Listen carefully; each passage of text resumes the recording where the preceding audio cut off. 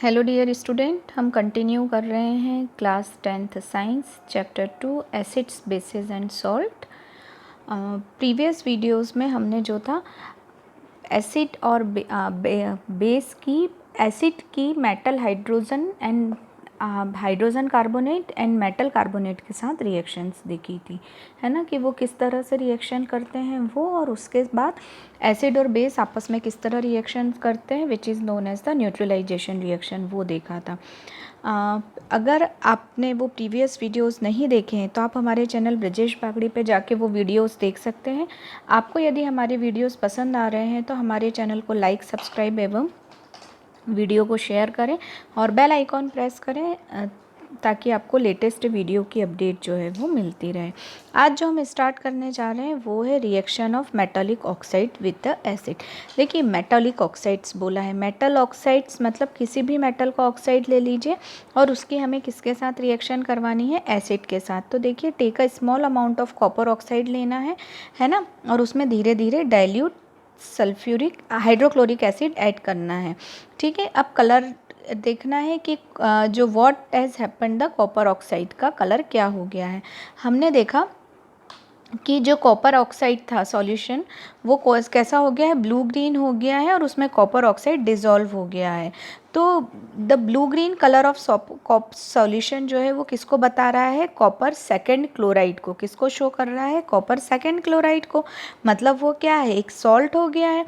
मतलब हम बोल सकते हैं कि मेटल ऑक्साइड जब एसिड के साथ रिएक्शन करते हैं तो सॉल्ट एंड वाटर का फॉर्मेशन होता है। अब ये क्यों होता है, अगर आपको याद हो तो 8th में हमने जब मेटल ऑक्साइड्स के बारे में पढ़ा था, या आप लोगों ने जब मेटल ऑक्साइड्स के बारे में देखा था, तो मेटल के ऑक्साइड जो होते हैं वो कैसे नेचर के होते हैं, बेसिक इन नेचर होते हैं। मेटल ऑक्साइड किस नेचर के होते हैं, बेसिक इन नेचर होते हैं। और when it react with the acid, तो एसिड और बेस जब आपस में रिएक्शन करेंगे तो किसका फॉर्मेशन करेंगे, सॉल्ट प्लस वाटर का फॉर्मेशन करेंगे। कौन सी रिएक्शन हो गई है, न्यूट्रलाइजेशन रिएक्शन हो गई। अब देखिए, हम इसको यदि इस रिएक्शन को लिखते हैं तो मैंने लिखा कॉपर ऑक्साइड। कॉपर ऑक्साइड मतलब CuO when it react with the HCl। तो जब CuO HCl के साथ रिएक्शन करेगा तो CuCl2 plus copper second oxide बोल रहे हैं, तो CuCl2 प्लस H2O का फॉर्मेशन होगा, है ना। तो कॉपर क्लोराइड प्लस वाटर। अब देखिए, यदि इस रिएक्शन को बैलेंस करना हो तो यहाँ 2 हो जाएगा, बस ये रिएक्शन बैलेंस भी हो गई है। ठीक है, तो ये जो है ये पूरी रिएक्शन थी जो मैंने आपको बताई है कि जब कॉपर ऑक्साइड या किसी भी मेटल का ऑक्साइड जब एसिड के साथ रिएक्शन करता है तो इसमें भी हमेशा सॉल्ट एंड वाटर का ही फॉर्मेशन होगा। क्यों होगा, क्योंकि ये जो रिएक्शन है वो भी न्यूट्रलाइजेशन रिएक्शन है, बिकॉज जो मेटल के ऑक्साइड्स होते हैं are basic in nature. Metal oxide are basic in nature, that's why ये जो है ये सॉल्ट एंड वाटर का फॉर्मेशन करेंगे। अब हम दूसरी सेकेंड रिएक्शन देख रहे हैं, reaction of non metallic oxide with the base. अब नॉन मेटेलिक ऑक्साइड लिया है, नॉन मेटेलिक ऑक्साइड आप किसी का भी ऑक्साइड ले सकते हैं, है ना, नॉन मेटल का ऑक्साइड। और इसमें जो है हमने रिएक्शन किसके साथ करवाई है, बेस के साथ करवाई है। तो अब हमने रिएक्शन किसके between, carbon dioxide and calcium hydroxide. Calcium hydroxide lime water है, कार्बन डाइऑक्साइड एक नॉन मेटल का ऑक्साइड है। अब जब कैल्शियम ऑक्साइड हाइड्रोक्साइड जो कि बेस से रिएक्ट करता है कार्बन डाइऑक्साइड से, तो ये भी क्या बनाता है, सॉल्ट एंड वाटर बनाता है। ये हम पहले भी कर चुके हैं, है ना।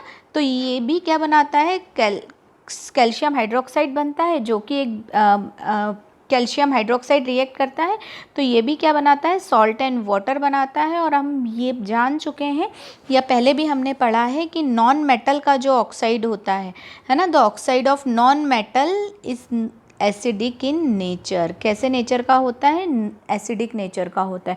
तो नॉन मेटल का ऑक्साइड एसिडिक इन नेचर का होगा तो क्या हो जाएगा, ये भी इसके साथ बेस की रिएक्शन हो जाएगी, तो ये भी क्या बन जाएगा, सॉल्ट प्लस वाटर। ये भी किसका फॉर्मेशन कर लेगा, सॉल्ट प्लस वाटर का। सेम एट इज जो पहले रिएक्शन थी वैसे ही हो जाएगी, बट यहाँ पर क्या है, हमने नॉन मेटल का ऑक्साइड लिया था। नॉन मेटल का ऑक्साइड जो होता है वो एसिडिक इन नेचर होता है और मेटल का ऑक्साइड जो होता है वो बेसिक इन नेचर होता है।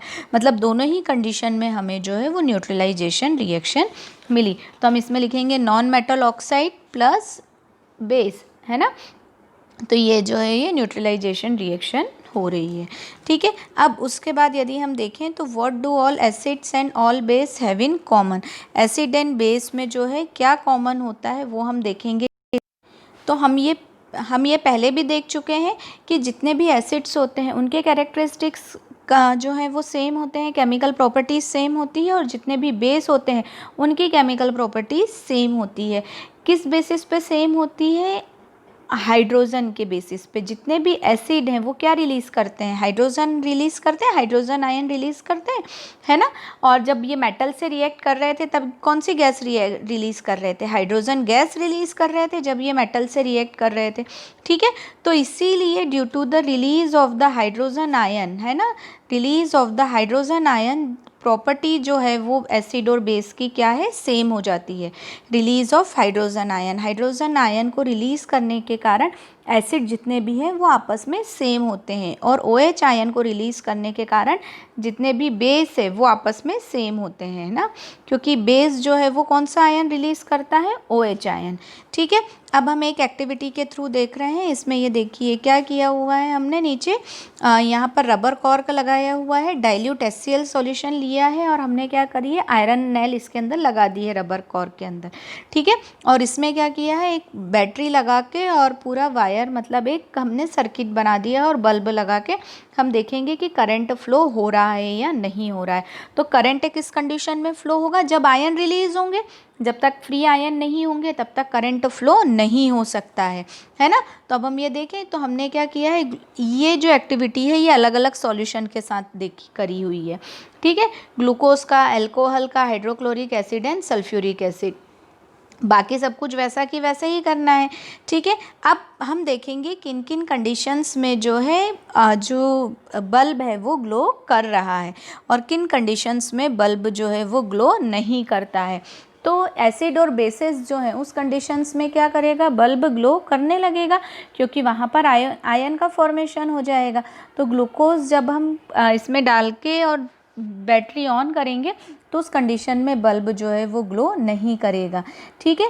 अब देखो, बल्ब जो ग्लो स्टार्ट करना किस कंडीशन में करेगा? एसिड के, मतलब H2SO4 और HNO3 जो हमने सल्फ्यूरिक हाइड्रोक्लोरिक एसिड लिया है, सॉरी HCl लिया है और हमने H2SO4 लिया है, तो इन दोनों ही कंडीशन में बल्ब ग्लो करने लगेगा। क्यों? क्योंकि हमने क्या किया, जब एसिड पे कंडक्टिविटी होती है या इलेक्ट्रिक करंट पास किए जाते हैं तो आयनाइजेशन की प्रोसेस हो जाती है, और इस आयनाइजेशन के कारण पॉजिटिव एंड नेगेटिव आयन का फॉर्मेशन हो जाता है।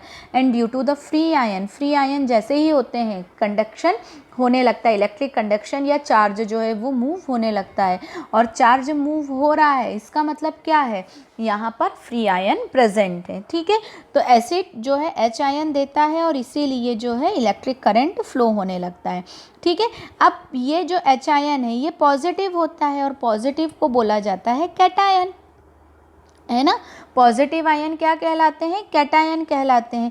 इसी तरह जो बेसेस होते हैं वो OH आयन देते हैं, तो OH आयन क्या होते हैं?